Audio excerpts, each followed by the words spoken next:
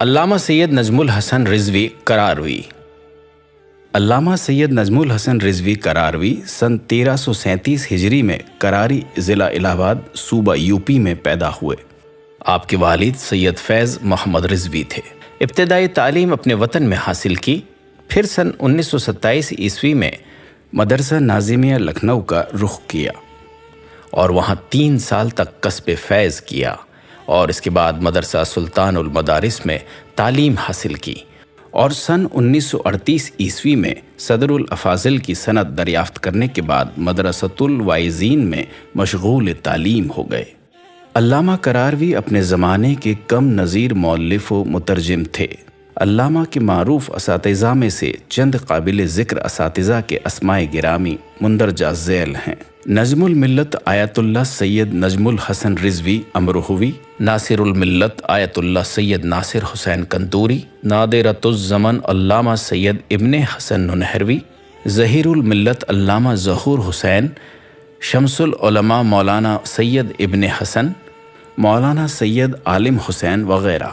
موصوف نے بہت زیادہ دین اسلام کی خدمات انجام دی، جن میں سے مندرجہ ذیل خدمات قابل ذکر ہیں۔ 17 جنوری سن 1941 عیسوی میں کراری ضلع الہ آباد میں امجدیہ نامی مدرسے کی بنیاد رکھی، جو آج بھی قائم و دائم ہے۔ سن 1943 عیسوی میں الواعظ نامی میگزین کی مدیریت آپ کے سپرد کر دی گئی۔ ہندوستان کی تقسیم کے بعد پشاور میں رہ کر دینی خدمات انجام دی۔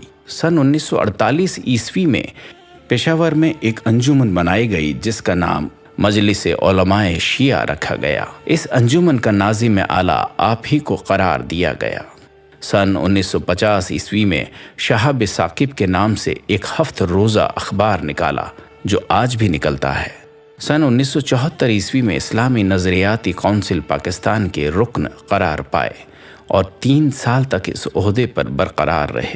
علامہ کراروی نے متعدد کتابیں تالیف و تصنیف فرمائی، جن میں سے مندرجہ ذیل کتابوں کے اسماء قابل ذکر ہیں: 14 ستارے، 72 تارے، تاریخ اسلام، ذکر العباس، مختار آل محمد، روح القرآن، الغفاری، نص خلافت، حاشیہ لوائج الاحزان وغیرہ۔ آخرکار اس علم و ادب کے خزانے نے ماہ رمضان المبارک سن 1402 ہجری میں شہر پشاور میں داعی اجل کو لبیک کہا اور وہیں سپرد خاک کیے گئے۔